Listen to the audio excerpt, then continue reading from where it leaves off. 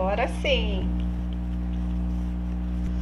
Vamos falar sobre o livro Por que a gente é assim.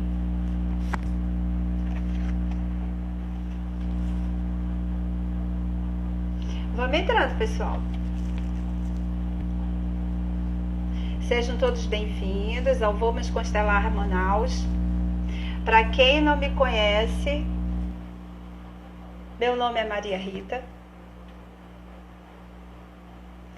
Eu administro esse Instagram, Vamos Constelar Manaus. Aguardando aqui o professor entrar de novo.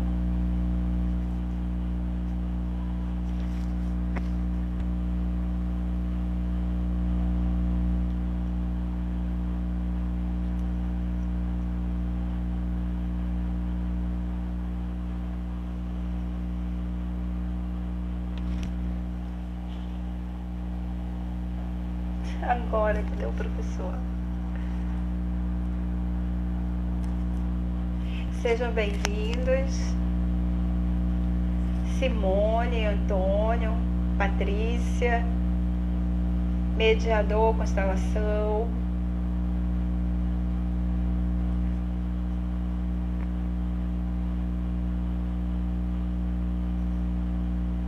Cadê o professor Regis?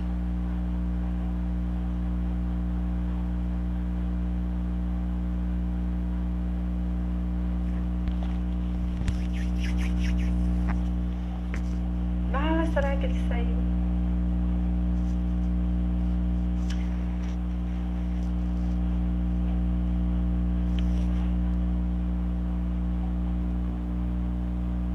Vamos entrando, tá, pessoal? Guardando aqui.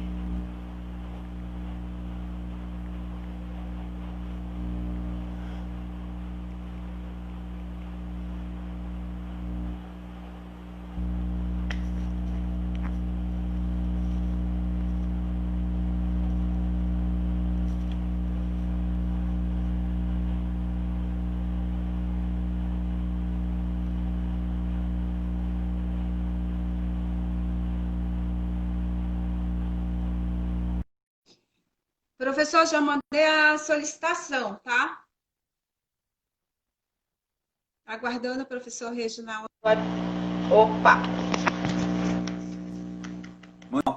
Já estamos aqui? Tá dando Já, para já. escutar? Já, tá dando para escutar. Deixa eu perguntar pro pessoal. Boa noite, amigos. Esse é o Instagram do Vamos Constelar Manaus. Hoje eu tenho a honra de estar conversando com meu amigo. Posso dizer meu amigo, né? Pode, já estamos começando uma bela amizade. Uma bela amizade. Meu amigo, tá? Uma honra. E constelador familiar, psicólogo clínico, professor Regis Teixeira Coelho, professor do Instituto Imensa Vida. Professor, muito bom ter o senhor aqui. Muito obrigada pelo seu tempo, tá? E a gente pede a todos... A gente pede para todo mundo que está entrando, aperta o coraçãozinho, porque no Instagram, quando você aperta o coraçãozinho, aí divulga para todos os amigos, sabe, professor? Para todas as pessoas para virem assistir e ouvir, né, a sua experiência dentro desse trabalho feito com muito amor e carinho, né? Com o psicólogo. Foi feito de mão. A gente vai falar desse livro aqui, tá? Do estudo que o professor Reginaldo fez, com o psicólogo também Silvestre Falcão Santana. Abordagem terapêutica sistêmica e corporal na dependência química. Esse é o seu livro, né, professor? É um dos livros. Tem outro livro também ligado com o psicodrama, mas não é feito com outras pessoas chama Pontes do Psicodrama.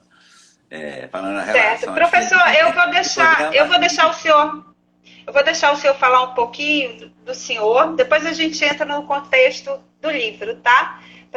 Muitas pessoas podem não conhecer o seu trabalho, então eu queria lhe apresentar e que o senhor falasse um pouquinho dessa grande experiência que o senhor tem na constelação familiar, na psicologia, no seu trabalho.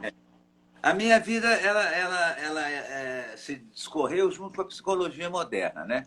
Eu formei lá em 1976, na Universidade Federal de Minas Gerais, e naquela época eu já era assistente do professor Pierre Weil. Já tinha feito um processo terapêutico com Gaiarsa, de terapia haitiana, corporal, psicanálise no corpo, e também o curso de psicodrama. Então eu já estava embalado, entendeu? E ter estado com o Pierre, ter sido assistente dele, foi muito interessante que depois a gente fundou uma instituição chamada Síntese, que trazia pessoas das novas ciências do mundo inteiro para Belo Horizonte para fazer workshops, seminários e formações. E conseguimos fazer um congresso mundial em 78, o quarto mundial de psicologia transpessoal foi em Belo Horizonte, dentro da UFMG. Então foi, e eu fui vivendo isso, vivi a Califórnia nos anos 78, 79, fiz vários institutos, Instituto Exalém, Instituto de Psicossíntese, e fui para lá a convite do Carl Rogers, né, do professor Carl Rogers. Eu fui fazer um treinamento com o Carl Rogers de psicologia humanística, terapia centrada na pessoa. Então tem muita coisa que foi acontecendo. Eu fui vivendo segundo o foi acontecendo a psicologia moderna nos anos 70 e 80. Por isso que eu fiquei com a bagagem muito grande, e dessas bagagens eu tive algumas que eu tenho mais identidade com essas leituras, principalmente com as terapias corporais que envolvem Reich e Alexander Lowen, a análise bioenergética, a cinesiologia clínica, que também vai pelo corpo, mas também junto com a medicina chinesa. E eu fui culminar nos anos. Eu fui para o Oriente, estudei medicina chinesa na China, para entender um pouco como é que funciona o corpo do ponto de vista oriental. E foi uma mudança de perspectiva total quando eu contato com a cultura oriental. E me tornei até monge zen budista. Né? Pois então, eu pesquisei, deixa eu lhe falar. Eu dei uma fuçada, né? Que a gente fala fuçada, de dar uma olhada na vida da pessoa. E em determinado post, tem muita coisa sua no YouTube. Nossa, eu fiquei assim, eu digo, meu Deus do céu, o senhor tomou chá com Dalai Lama. Então, foi em Gente, 1980, eu fui para o congresso, foi um congresso mundial de transpessoal que foi na Índia. Foi o encontro dos sábios do Oriente com os cientistas do Ocidente. E eu fui junto com a Odete Lara, que era uma artista sim. brasileira, né? A Odete também era do Zen, eu conheci ela através do budismo Zen.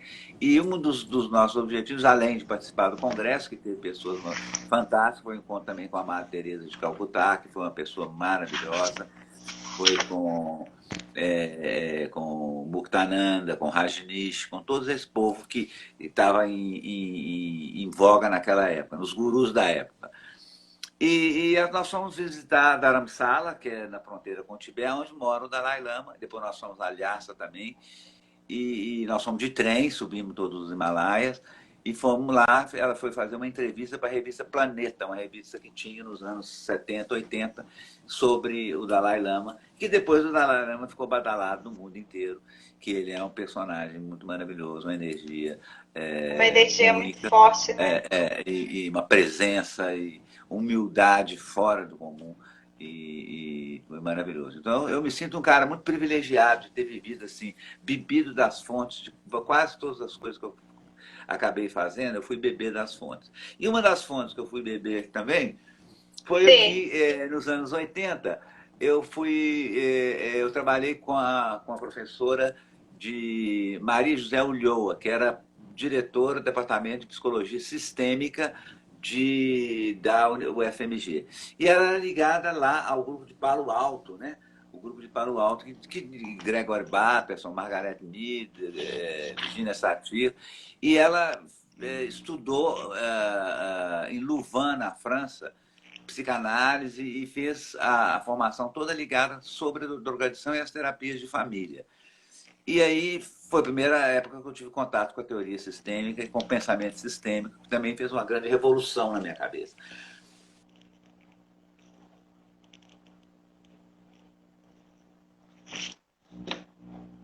Eu acho que deu uma travada.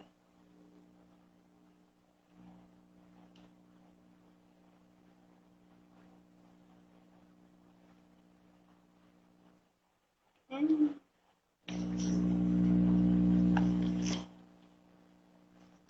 que era ministro da Saúde da França e era diretor desse Instituto Marmottan, um instituto para trabalhar sobre a drogadição, um instituto mais avançado que tinha na Europa, ali em Paris, pertinho do Arco do Triunfo, ali na Champs-Élysées, né? Era um hospital pequeno, mas ali era um hospital com as características muito próprias. O hospital, para você se internar lá, você que estava tendo alguma processo de drogadição, em geral na Europa é mais forte a heroína, o uso da heroína, cocaína em segundo plano, porque não é rota de cocaína. Então a heroína é que tem mais força ali. E muitas pessoas, muitos artistas famosos, pessoal do Led Zeppelin, de Doors, muita gente foi tratar lá. E você não precisava nem descrever o seu nome, não precisava nem botar a sua identidade, você tinha que assumir o tratamento e ia fazer um processo que chamava de décroche, sair do processo da heroína, porque a heroína ela tem uma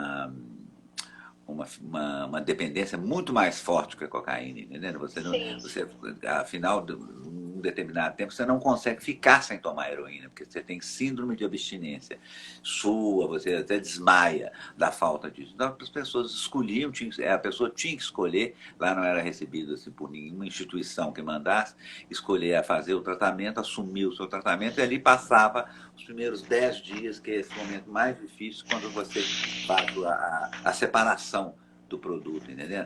Então, eles substituíam com metadona, que é uma substância, uma heroína sintética, para que a pessoa pudesse aguentar o tratamento. E o tratamento era muito, muito fantástico, porque eram terapias de grupo, sempre com um viés um pouco lacaniano, porque o Olivenstein era do grupo do Lacan, né? Jacques Lacan, da psicanálise.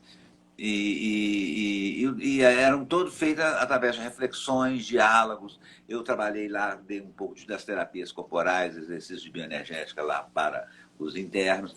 E dali foi uma experiência muito incrível para mim. Durou 3 meses lá em Paris. Eu pude ver, eu achava mais interessante, tinha hora, estar dentro do hospital com as pessoas lá, com as discussões e com o que a gente está vivendo, do que o povo de Paris em geral. Porque o povo de Paris é muito snob, entendeu? Então o povo maluco de Paris era mais interessante que os franceses comuns. Eu vivi ali, eu já tinha ido à França outras vezes, né? Mas ali entrei dentro da cultura francesa e do trabalho desse professor, que foi ele foi um ícone dentro do tratamento da drogadição no mundo, entendeu? Por esse Instituto Marmottan e porque ele fez aqui o Brasil. Maria José Ulloa convidou a ele para vir ao Brasil e ele deu palestras e conferências, tanto para o Ministério da Cultura não, Ministério da Saúde e o Ministério da Justiça, juntos, para lidar com a situação de drogadição aqui, até algumas coisas da legislação sobre o processo de drogadição dele, da criminalização tão forte que se fazia. No Brasil é crime hediondo você traficar cocaína, mas não é crime hediondo você fazer uma corrupção de 500 milhões de reais, entendeu? Então, os valores aqui são muito invertidos. Os valores, né? E ele achava isso estranho, entendeu? Porque que colocava esse processo como quem são os verdadeiros traficantes, né? Os traficantes de interesse, os traficantes de lugares e de situações políticas que envolviam milhões. Mas não teve jeito. O tráfico ficou sempre um bode expiatório da nossa cultura, entendeu? E nós somos de um país, de uma cultura, na qual o uso de substâncias psicoativas sempre existiu. Quando os portugueses chegaram aqui, os índios fumavam maconha, tomavam substâncias psicodélicas, cogumelos, vários tipos de substâncias que alteravam a consciência. Faz parte da cultura indígena esse aspecto. Também a cultura que veio um pouco colonizar o Brasil foram os negros. Na África, a mesma coisa, entendeu? Então, são culturas que têm uma ligação enorme com a alteração de consciência produzida por Inclusive, o senhor fala, né, professor, esse é o livro, tá, gente? Porque a gente é assim, uma abordagem terapêutica e sistêmica, né? O senhor conta também um pouquinho dessa história nesse livro, né, professor? Conto, né? Eu vou falando um pouco desses aspectos, aspectos antropológicos, ancestrais, mexer assim com o assunto e com a patologia, né, vamos dizer, mexer com a síndrome da drogadição, é uma coisa muito grande na realidade, muito complexa, é uma das coisas mais Complexa. complexas. E vai lidar com o sistema político, vai lidar com o sistema legal, vai lidar com o sistema ancestral, vai lidar com todo o sistema das relações aqui no Brasil, o sistema político, entendendo? Valores. Então, De valores. e assim foi. Eu fiz uma homenagem a ele aqui, ó, tem até mais uma carinha dele, o professor Claude Weinstein, aqui. Ele, né? É, e foi muito importante a vinda dele aqui, que fez essa mudança. Inclusive, nessa época, eles queriam criminalizar o ayahuasca, que é uma substância lidada com os rituais, e estava sendo passada Sim. aqui no Brasil, que hoje é difundido como o santo daime, o vegetal.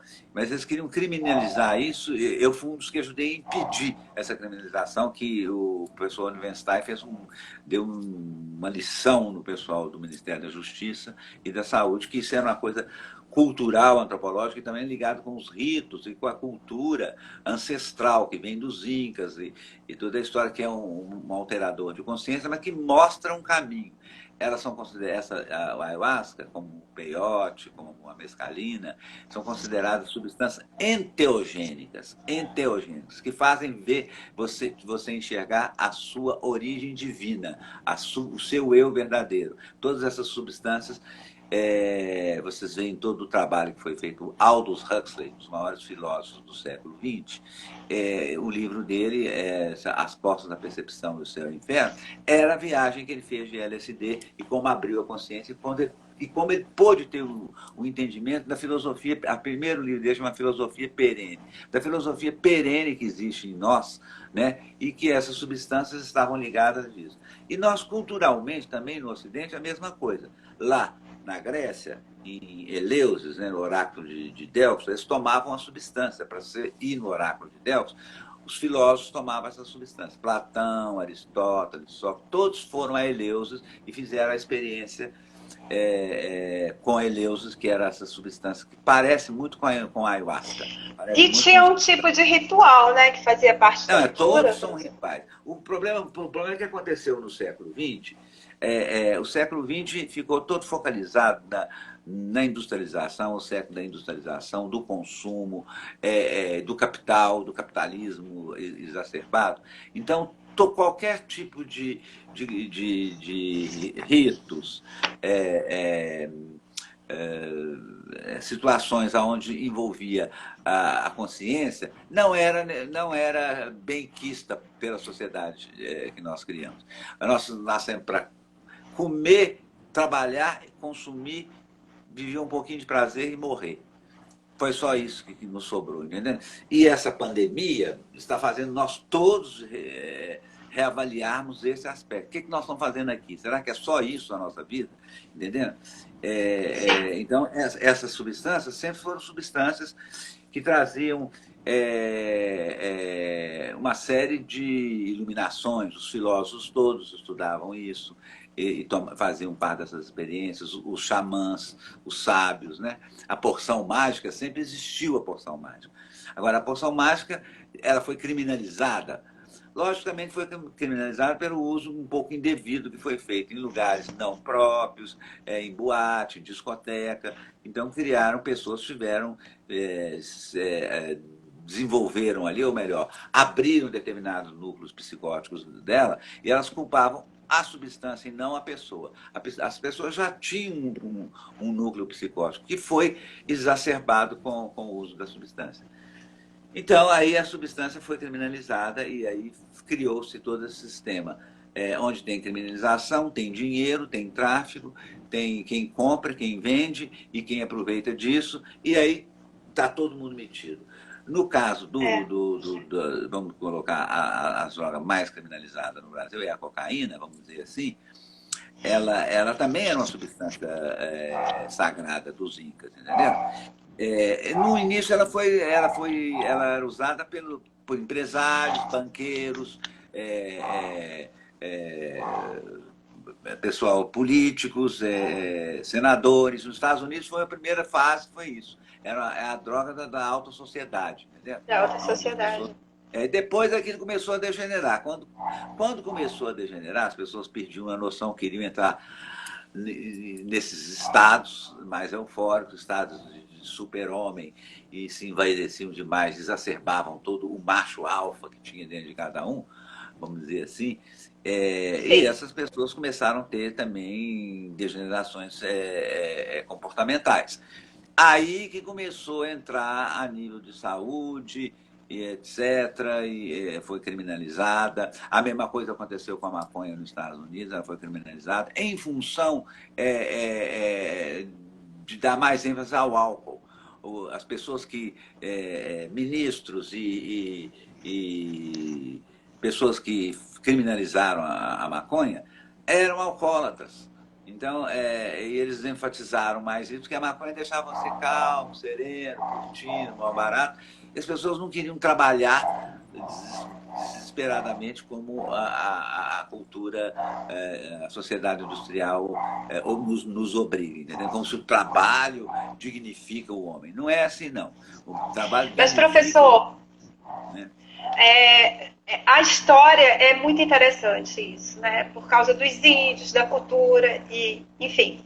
Mas existe um dado, e era isso que eu queria também abordar com o senhor, a respeito do tratamento. Por quê? A Fundação Oswaldo Cruz, ela fez uma pesquisa em 2017. E na pesquisa saiu que há mais de 3 milhões de brasileiros que consumiram drogas ilícitas.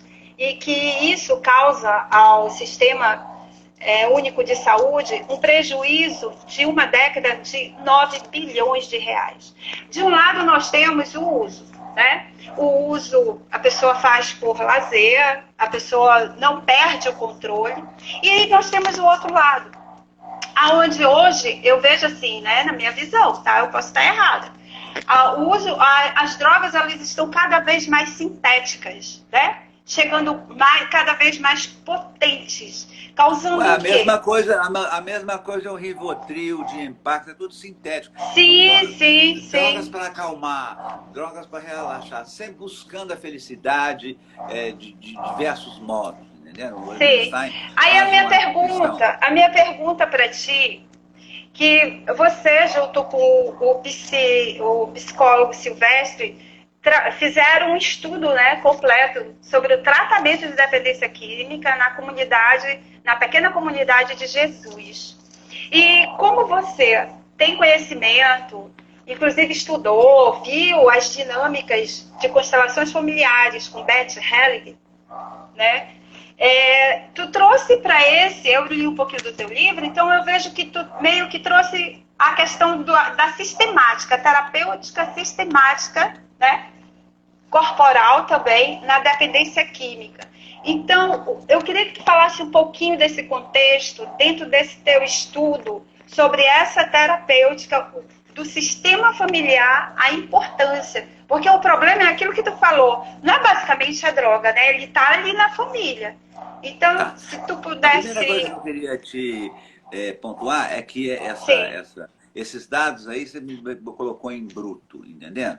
E quanto que o SUS gasta com drogadição? Nada. A maioria das instituições que lidam com a drogadição são condições ou ligadas a alguma igreja, ou algum sistema religioso, ou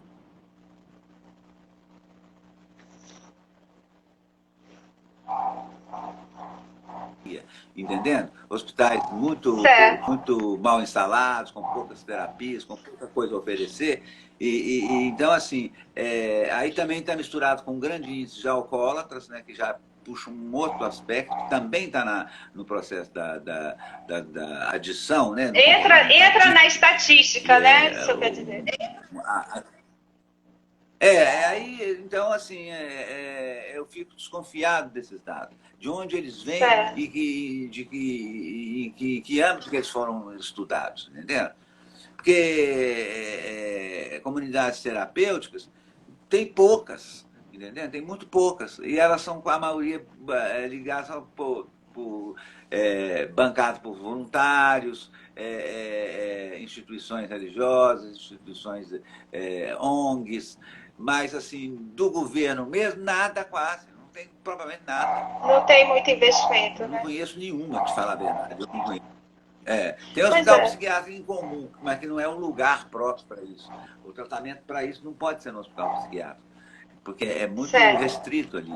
Ali a pessoa passou por uma desorganização psicológica, social, ela vai precisar de uma inserção no mundo organizado. E a maioria dessa população, se for olhar, e que fazem parte e que estão nas comunidades terapêuticas, são, a maioria das vezes, pessoas de um nível social muito baixo, favelados, que não tiveram família, que não tiveram meio Certo. social, não tiveram condições, não tiveram estudo, tiveram nada. Então, são pessoas que já nascem desagregadas. Então, elas vão buscar uma desagregação. E o quê? Certo. Pessoas da classe média alta, com tudo, já se desagregam. Agora, você imagina uma pessoa que já nasce na desagregação. Num mundo onde não tem pai, nem mãe, não sabe nem quem é o pai, quem é a mãe, ou vivem com uma série de pais. Então, assim, é muito difícil, é muito complexo falar sobre esse assunto, se você não pode falar generalizado, porque isso tudo são níveis, locais, tipos de pessoas, entendendo?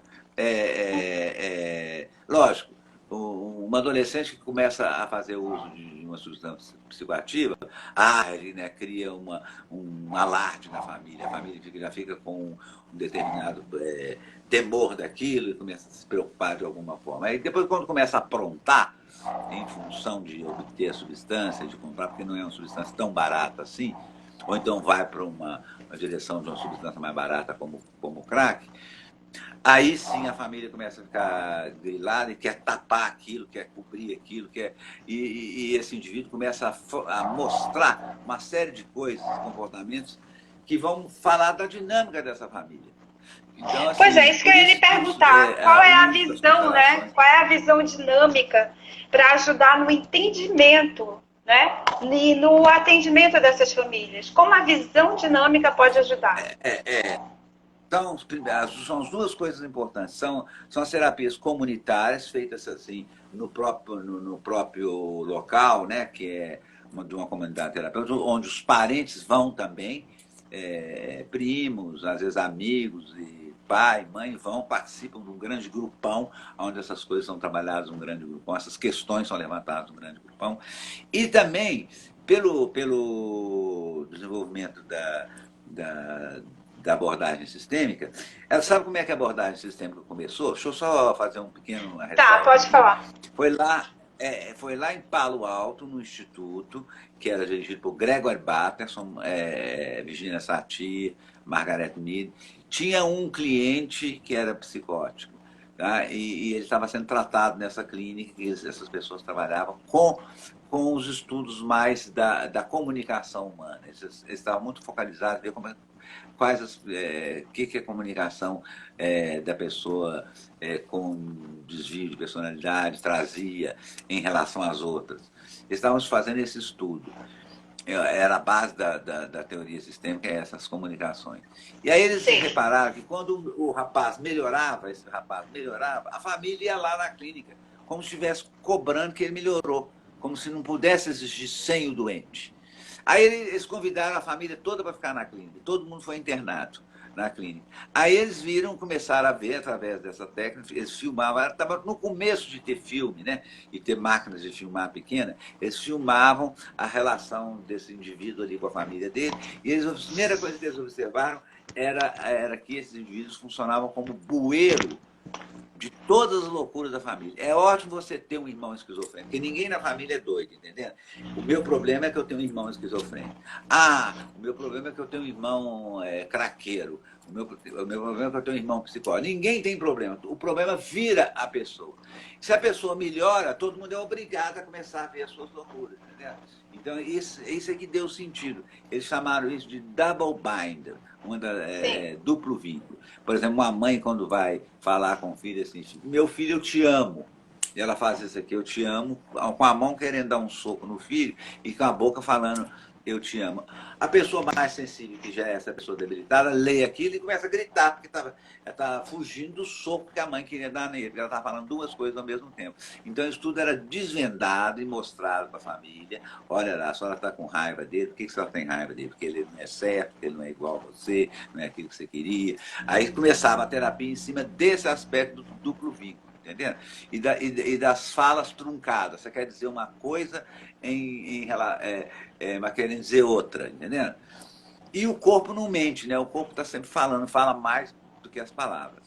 Então eles filmavam e faziam análise disso. Aí que começou o estudo da terapia sistêmica. Foi lá nesse grupo, em 1960, 64. Daí começaram o desenvolvimento do princípio sistêmico. O mais importante é que não existe nenhum fenômeno que seja isolado. Nada, não existe o louco, não. Existe o louco e o contexto do louco. Louco e aonde a loucura nasceu, entendeu? Não tem só o louco. Aham. O louco não é um átomo, não é um átomo que vive sozinho. Ele vive em função de um contexto, ele foi fabricado de um contexto. Ele é a síntese de um contexto. Então, e esse louco, ou a pessoa que está com um comportamento compulsivo, com o uso abusivo de drogas, ele está mostrando algumas coisas que estão ali dentro daquele sistema. Tem outras compulsões ali que elas foram todas depositadas nessas pessoas. E nas dinâmicas com constelação, isso ficou muito claro, porque também foi novo usar isso em centros terapêuticos, né? Foi o que me chamou, o Silvestre, ele fez esse centro lá na Serra, que é o lugar mais barra pesada lá de Vitória, na montanha, mais fresquinho, mas é um lugar meio favelado, entendeu? Então tem um nível de criminalidade muito alto. Mas eles ganharam um sítio muito bonito, que tinha cachoeira. Então, daí eles fizeram a pequena comunidade de Jesus, que ela foi bancada pela Igreja Católica, e ele foi o diretor que organizou, montou e fez todos os processos. E depois ele me chamou, ele foi meu aluno na formação de bioenergética e também na formação de constelação. Aí ele me chamou, toda vez que eu ia a Vitória dar grupos lá, ele me chamava para fazer um trabalho lá. E eu comecei a fazer. De 2 em 2 meses, 3 em 3 meses, eu ia fazer um dia inteiro ou algumas sessões com os residentes. E foi muito interessante. Algumas dinâmicas são fantásticas que a gente vê. Quer dizer, geralmente uma substância, ou uma droga, ou uma adição, né, que a gente chama adicto. Adicto é a palavra usada para quando você tem um vício de alguma substância, né? Vem da palavra inglesa adição, ou ligação profunda, entendeu? Com aquilo. Afeto também. Então, o comportamento dos adictos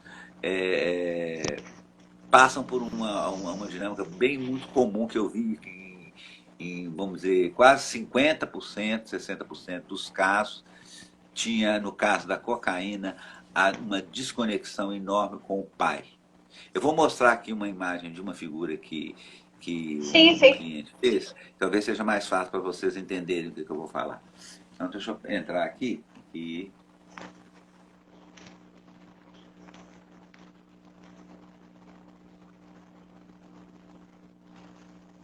Está aí para baixo, peraí.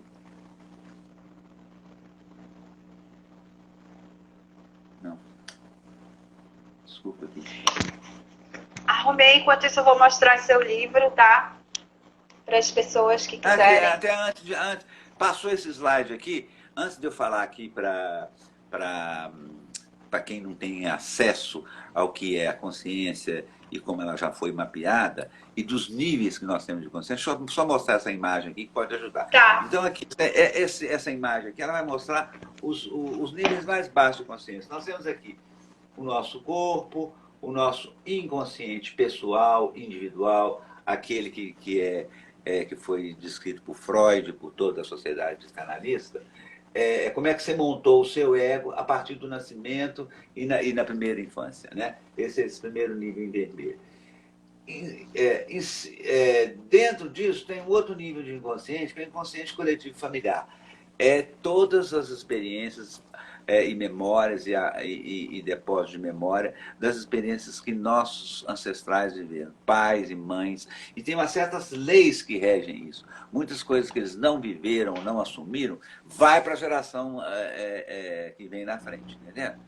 E vai criando assim, um saco sem fundo de causa e efeitos, né? Então, muitas causas de coisas que nós estamos vivendo não são nós que provocamos. Às vezes foi provocado lá pelos nossos avós, bisavós, que, vamos dizer assim, não respeitaram as ordens naturais que regem o sistema. Tentaram esconder várias coisas debaixo do pano. E envolvendo tudo isso, nós temos um inconsciente coletivo racial, que foi estudado mais por Carl Gustav Jung e por vários outros da psicologia transpessoal. A nossa raça, a nossa cultura tem toda uma carga de memórias que estão dentro da gente. Agora mesmo nós estamos vendo uma evasão disso, anteontem nos Estados Unidos. Uma morte brutal de um negro, um policial que matou, e as pessoas filmaram o cara matando o sujeito, assim, apertando ele no chão, e ele morreu. Moveu uma comoção nos negros, e não só nos negros, nos brancos também. Quer dizer, isso vem da época, essa memória de violência, vem da época da escravidão, que os negros eram trucidados e maltratados e tratados como os animais de carga, e que, na realidade, construíram um país, como no Brasil. No Brasil, nós já temos de cara uma dívida kármica com a raça negra e com os índios, assim, enorme, quase que impagável. Nós fizemos com os negros no Brasil, foi uma coisa horrível. E temos muito preconceito, sim. Tudo um pouco despistadozinho, com carnaval, com não sei o quê, mas é tão pesado quanto na América, que é um pouco mais brutal a experiência. Foi mais brutal lá também. Né? Então, esse aqui é um mapa geral, e aqui eu vou mostrar agora essa história do... Vou pegar essa aqui. Tá, aqui é mais ou menos a constelação familiar é uma maneira de você representar esse inconsciente coletivo familiar que está dentro de você, está dentro da nossa memória. A gente pode fazer isso de algumas formas. Fazer num grupo com pessoas, você escolher pessoas para representar os membros da sua família e colocá-los aonde você acha que eles estão. Essa é uma técnica grupal de fazer a constelação. As pessoas estão naquele lugar, elas vão estar num campo diferente que é o campo delas, elas vão começar a responder ali naquela montagem dentro do campo da pessoa que montou. Né? E aí nós podemos trabalhar e fazer, resgatar determinados aspectos que ficaram ali e foram representados. E podemos fazer também isso com bonequinhos. Bonequinhos como este aqui, ó, não sei se vocês estão dando para ver. Sim, está dando para ver. Estão os bonequinhos lá. E aqui, olha como é que ele fez a montagem. Ele colocou ele aqui, né? Aqui o irmão caçula, o irmão mais velho, aqui a mãe dele, o avô paterno, o avô materno dele, lá atrás. O pai dele aqui, olha a distância dele do pai. Aqui o pai da mãe e a mãe da mãe. Né? Então, essa era como ele desenhou esse esquema. E aí a gente pode fazer uma série de leituras disso aqui, que são muito interessantes, sobre essas posições. As posições com que as pessoas colocam, a forma vai falar do conteúdo das experiências. Toda forma vai falar do conteúdo. Se isso aqui é um microfone, isso tem uma forma de microfone, isso não é uma bola. Essa forma vai falar de para que serve, vai contar a história disso aqui tudo. Entendeu? A mesma coisa nas nossas representações. Você faz um desenho, o desenho tem um conteúdo que você desenhou. E desse conteúdo nós podemos ir para conteúdos mais fundos, conteúdos mentais, emocionais, espirituais daquela pessoa. Com essa técnica, nós vamos ver como é que era a dinâmica da família. Vamos observar aqui. Ó. O pai e a mãe estão bem separados. A mãe está um pouco mais atrás do pai. Tá? Aqui, se fosse olhar assim mais de cima, como se ela fosse mãe do pai. Né? Atrás do filho não tá o pai, está o avô, era o avô paterno, que era militar. Entendendo? Todo lugar que tem família de militar de controle, toda vez que tem um tema de controle, tem um tema do desbunde também. Entendendo? É sempre assim, uma coisa atrai o oposto. Então, aqui nós temos isso. Vemos que ele é o filho mais velho, aqui tinha o filho do meio, e tinha o filho caçula. O filho caçula é o que está mais próximo da mãe, e ele tinha muito pouca conexão com o pai. O pai estava longe dele. E, em geral, nas dinâmicas da cocaína, é como você... a substância que provoca uma euforia e você se sente potente, você se sente viril, potente, forte, ela é associada muito com o masculino, com o macho, o fazer, acontecer, e amplia também o seu narcisismo, a sua capacidade de falar, de se colocar. Quando você está sob efeito da substância, ela é uma substância psicoativa excitante, ela excita muito, inclusive excita sexualmente num primeiro tempo, depois faz o contrário, ela dá uma brochada sexualmente, entendeu? Então a cocaína ela tem essa coisa ligada com o ser o homem, yang, forte, viril, né? Então, quando você está sob efeito da substância, você vai viver isso. Depois, logicamente, que esse efeito vai acabar. Aí você vai acabar lá no outro dia, numa reborda, numa rebordosa, que se chama na gíria, né? E às vezes numa depressão, porque já não tem mais aquilo. Aí vai querer outra vez. No outro dia eu quero cheirar mais para ficar viril, forte e potente, né? E junto com as pessoas que também estão vivendo a mesma coisa, entendendo? Elas estão um grupo que está cheirando, todos vão embarcar na mesma coisa. Então aquela disputa de quem é o mais macho, quem é o mais viril, quem é o mais potente, mais constante. Por isso que empresários, políticos e pessoas que lidam com essa coisa do capital, elas tinham a tendência de fazer o uso da cocaína, porque se sentiam esses aspectos bem exacerbados, se sentiam como se virasse o super-homem. E o mito da nossa cultura é o super-homem, né? É o mito infantil adolescente nosso, um mito do povo americano, que veio substituir quem? O cowboy. Aquele matador horrível, sem moral, sem escrúpulo. Então ele veio substituir o mito do cowboy na sociedade mais moderna. Então essa tendência de buscar esse macho alfa é uma tendência ainda na nossa cultura americanada, entendendo? E ainda com esses traços do modelo da potência, do domínio, do capital, dessa coisa toda. Então, isso, a pessoa vai ficando viciada nisso, porque o que acontece? Eu só me sinto potente, me sinto eu mesmo, quando eu me preencho com essa energia, que é a energia que me falta do meu pai. Eu não vivi essa energia, a gente vive essa energia com o pai. Às vezes você está distanciado do pai, ou teve o pai muito pouco, ou mal viu o seu pai, ou o pai foi embora, ou abandonou a família. No caso dele, o pai tinha separado da mãe, e aí ele ficou mais sem pai ainda. E ele entendeu essa história toda, ele conseguiu trabalhar isso e preencher essa necessidade de outras formas, né? Porque nós temos uma série de necessidades básicas que nós temos que serem preenchidas, entendeu?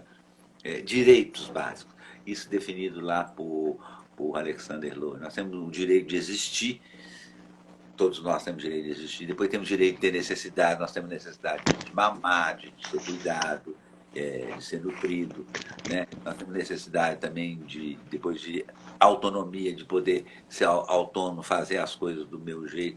Eu tenho necessidade de me impor e eu tenho necessidade de amar sexualmente. Esses são os direitos básicos da criança e os direitos básicos de todos os seres humanos, que quando não são preenchidos, nós vamos ter a tendência de preencher eles com outras coisas, ou com vícios, ou com compulsões, né? Quando eu falo, a base do comportamento adicto é sempre mais ou menos a mesma. Seja adicto para droga, seja adicto para comida, né? Ou para bebida, é mais ou menos a mesma coisa, entendeu? Só muda um pouco o grau de exacerbação e o grau de degeneração que a personalidade entrou em função de satisfazer essas pulsões básicas não satisfeitas. São pulsões insaciáveis e também tem a função que o Lacan chamou de espelho quebrado, né? A pessoa não tinha imagem dela feita inteira, entendeu? Ela estava quebrada, então ela se sente inteiro quando faz o uso de uma substância. Eu fumo um baseado e me sinto bacana, legal. Então, eu vou fumar um baseado de novo, porque eu quero entrar nesse estado de prazer. Todo mundo busca esse estado de prazer, de felicidade. E no caso do adicto, isso vai às vias da loucura, da compulsão, né?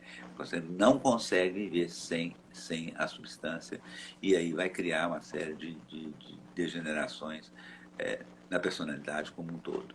E o processo dentro da comunidade terapêutica são processos que seguem uma linha, chamam eles lá na comunidade lá do Silvestre, da pequena comunidade de Jesus, esse Aqui linha, fala dos 7 passos, né? dos 7 7 passos, passos. né? Os 7 passos é muito interessante. A entrada, primeiro, é aceitar a condição de que você está doente, né? Doente no sentido assim, está adoecido na sua capacidade de se controlar, está perdendo o controle, está viciado, faz qualquer coisa para ter a substância, rouba, faz tudo, perdeu a moral. Aí a primeira etapa é essa. Depois a pessoa tem que aderir, entrar na adesão ao processo. Né? O processo não é um processo, vamos dizer assim, muito metódico, não, para não criar fanatismo. Então, você assim, você assim, você assado. O processo é um processo sempre democrático e humanista, onde a maioria dos facilitadores e dos que estão lá cuidando foram ex-residentes. Eles tinham sido, um dia eles tinham sido adictos também. Eles conseguiram sair do processo, melhoraram e depois fizeram um treinamento para serem monitores e agentes de saúde lá dentro do processo. Esse é o processo que ainda mais funciona. Talvez um dos poucos que funcionam é esse processo nas comunidades terapêuticas, onde tem toda essa estrutura, que tem uma estrutura que vai Certo. lidar ao nível familiar, com as constelações ou com as terapias sistêmicas, ao nível corporal e da identidade e dos tipos de caráter, para as pessoas entenderem como elas funcionam e quais as feridas que elas têm, as feridas infantis que marcam a personalidade delas. Também vai entender as dificuldades espirituais, o que eu estou fazendo aqui.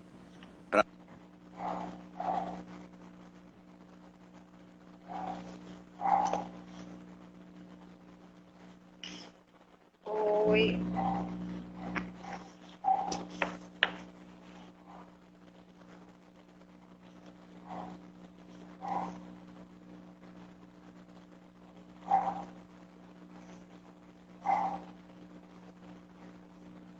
Eu acho que travou um pouquinho. Pessoal, me dá um.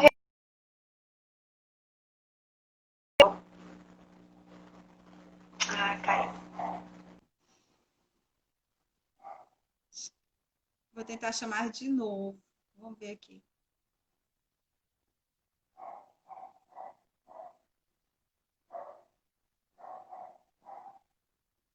Deixa eu ver se ele entra novamente.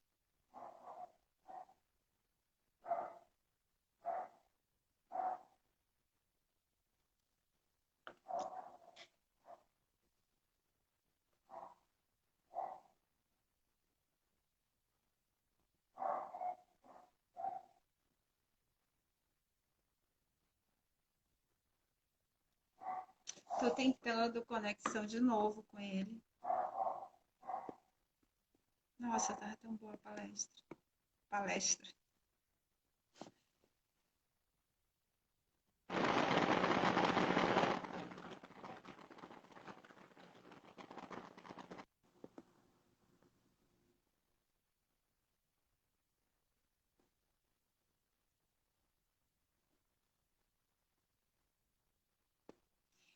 Ele travou. Estou tentando aqui reconectar de novo com ele. Internet, né? Ele mora numa serra. E eu ainda tinha falado para ele, professor, se travar, se alguma coisa acontecer, o senhor fica ligado que eu vou chamar o senhor de novo. Ah, consegui. Aguardando ele. Gente, que aula. Que aula. Daí tá Quer fazer uma conectando. pergunta para me retomar? Eu estava Professor, explicando esse sim. processo de constelação. E quando enxerga isso, né, você enxerga o seu sistema de fora, a técnica Sim, da constelação te facilita de você ver de fora aonde você está inserido. Nós estamos inseridos dentro do sistema familiar, que ele é invisível, ele está no campo da nossa consciência. E quando você faz certo. essa técnica, você vê de fora, depois você pode corrigir, pode entender, você pode retratar, se desculpar, refazer as relações que você tem com os indivíduos. Então, eu acho, ela é fundamental no trabalho do tratamento com a drogadição. Tá. Professor, eu vou perguntar das pessoas que estão nos acompanhando agora, nossos amigos, se alguém tem alguma pergunta para fazer, ok? E aproveitando enquanto eles estão preparando, eu li naquele livro do Bert Helling da cura, o senhor falou a questão do homem, do pai, né? É certo dizer que geralmente o dependente químico é a falta do pai? Não, estou falando da cocaína especificamente, Certo. cocaína e de crack. Tá? Os alcoólatras, não, a desconexão é com a mãe. Porque quando você bebe, você volta para uma situação intrauterina, você fica de embriagado na água, entendendo? Balançando para lá e para cá, É com igualzinho a a mãe, memória que então. você tem. É a desconexão com a mãe. Mas não é assim, às vezes até a mãe está vivendo com o filho e tal, mas a desconexão de alma, entendendo? A mãe ali negou aquele filho, ou ele houve algum problema ali de negação, aquele filho não existir. E ele sente isso, porque não tem esse vínculo. Então, quando ele bebe, ele volta a sentir de novo aquele estado intrauterino dentro da água. Então, a desconexão do alcoolismo, você pode verificar, teve uma falta da mãe, uma desconexão grave com a mãe, ou aconteceu alguma coisa grave com a mãe na vida intrauterina, e que esse filho, quando nasceu, não se sentiu conectado com ela, ou não reconhecido por ela como ser, ou como uma continuação dela e tal. Então, aí, esses processos a gente vai ter que trabalhar bem a recuperação desse princípio maternal de cuidado. Você vê que todo cara, quando fica bêbado, começa a chorar a mamãe. Esses bêbados de rua, É você verdade. determinado, a mamãe. É uma Ah, é coisa verdade terrível. Eu isso. já fiz terapia em botequim de noite, de madrugada, recuperando alguém com a mãe. Botei lá, vem cá, resgatar um pouco aquela mãe que ele não teve, Tá, entendeu? professor, o Alex, Então, ele está perguntando aqui. Dependente químico é muito desfocado. Como trabalhar essa questão? é lógico, está sempre sob efeito de uma substância, não tem foco mesmo, não. Para trabalhar essa questão é desenvolver, primeiro através da praxis, uma das formas que eu também usa também na comunidade é praxis, técnicas de arte-terapia, você aprender a se envolver e a ter gosto pelas coisas, né, de fazer as coisas, não ficar só pensando em satisfazer o seu buraco sem fundo do seu desejo não resolvido, entendeu? Aí você vai aprendendo a ter amor a outras coisas. Também a agricultura, mexer na horta, mexer com a terra. E as técnicas mais clássicas de concentração, técnicas de meditação, técnicas de transe, que facilitam você entrar em estados de concentração. Geralmente dispersam mesmo, porque a consciência está toda desfacelada, a pessoa está desestruturada. Quando ela faz o uso da substância, ela tem uma pseudoestrutura, tem um pseudo-foco, mas um foco só focalizado no caráter adicto, em conseguir ou viver a minha adição de alguma forma. Vira uma compulsão crônica, entendendo? Que vira uma entidade dentro de nós. Eu faço tudo em função de ter o meu produto de alguma forma. Está fazendo isso, está ganhando dinheiro, está trabalhando, está conversando com a pessoa, mas sempre maquinando alguma coisa para ter aquela hora que ele vai se satisfazer aquele desejo, e que está cheio de ritos também. Então, ritos estranhos, de como usar, de como cheirar, de como carregar, de como o que vem antes, toma uma bebidinha antes, esse tipo de pessoas, ou até lugares, eu preciso de estar primeiro numa confusão, de tráfego, para depois Certo. eu buscar meu par. Então tem uma série de ritos que envolvem esses processos, e que é muito difícil você ter concentração. A pessoa comum, para ter concentração, ela precisa Já fazer é, alguma prática, entendeu? é Agora, você verdade. imagina a pessoa onde está tudo amplificado e desestruturado, desorganizado. Então, é muito difícil. Então, nesses centros, nos tratamentos, a gente introduz sempre alguma coisa como yoga, como meditação, que são técnicas que trazem essa concentração, trazem você para o corpo, trazem você para o agora, né? Então, Certo. logicamente, monitorar isso tem que ter uma prática disso, porque não pensa vocês que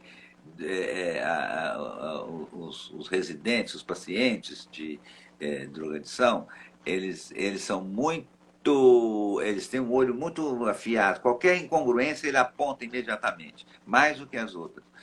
Inclusive a nossa professora de leitura corporal falam que as pessoas, principalmente os cocainômanos, eles são os artífices do prazer. São as pessoas que têm mais noção de prazer, são professores de tantra de prazer, porque eles vivem o prazer na sofisticação maior, todo amplificado pela substância.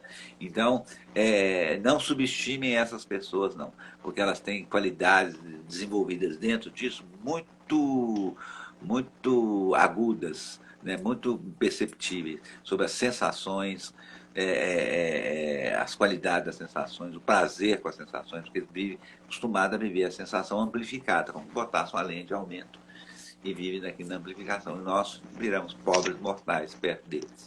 Tá certo. Professor, deixa eu combinar uma coisa aqui contigo. Nós temos 56 minutos. E eu tô vendo aqui um monte de gente querendo perguntar muita coisa de ti. Teus alunos todos com saudade de ti, né? Tá todo mundo aí. E assim, eu queria combinar contigo, porque cai 1 hora o Instagram termina, né? Se a gente recomeça, se eu tenho tempo. Semana que vem, segunda-feira, a gente pode fazer mais uma. Porque ainda não falei um pouco de algumas coisas que a gente tinha programado. Certo. Você queria falar um pouco sobre o caráter, até poderia ser, esse já ia ser uma coisa inicial para a gente introduzir a bioenergética, os tipos de caráter. E aí eu vou sempre falando sobre o processo da drogadição. Agora, nem tudo são flores desse trabalho, tá? Muitas pessoas são reincidentes, fazem o processo todo os 9 meses, depois saem lá na vida lá fora, não aguenta a frustração e a angústia também da saída, entendeu? Porque o mundo aqui fora é duro. Viver é muito duro. E a pessoa, às vezes, que se retira numa patologia adicta, ela fica retirada, ela se esconde, né, do mundo, das regras do mundo. Então dá muita frustração e angústia. E as pessoas voltam a fazer uso daquilo, que é mais fácil. O que eu queria fazer? Oi. Ih, travou. Deixa eu ver se eu consigo falar com ele. Professor, tem 2 minutos, tá? Para o Instagram cair a live. Aí eu queria que o senhor se despedisse. Então, quando cair, a gente pode começar de novo só para o senhor dar as suas considerações finais? Ela vai cair, pronto, cai e não tem mais. Aí eu vou ter que começar. Aí a gente vai fazer uma nova live. Eu vou salvar essa. Eu vou cantar, eu vou fazer o seguinte, vou cantar uma música para vocês. Uma música xamânica. Eu estou aqui, naturalmente vi, naturalmente sigo para ser feliz. Quem está aqui, naturalmente veio, naturalmente segue, sem ter arrodeios. Salve aqui na mata, salve quem chegou, salve quem comanda, salve quem chamou, porque este é o tempo da sabedoria. Estou aprendendo o que eu não sabia. Então, a gente vai sempre aprendendo o que a gente não sabia. E eu acho que nesses períodos de isolamento, né, onde nós estamos desenvolvendo essas aulas em casa, é bom a gente trocar essas informações Sim. e aprender esses aspectos, para depois, quando as coisas mudarem, a gente está com mais conteúdos, mais experiência. E eu sempre vejo esse trabalho Eu vou lhe chamar de na. novo, tá? Nós temos 20 segundos. O senhor fique atento que eu vou Tá, lhe chamar de novo para as considerações finais, tudo bem? tá. Tá? 16, 15, aí vai ficar. Era bom tu contar. Cantar mais um pouquinho, 12 segundos. Tá bom. Eu já vou. Ah, essa música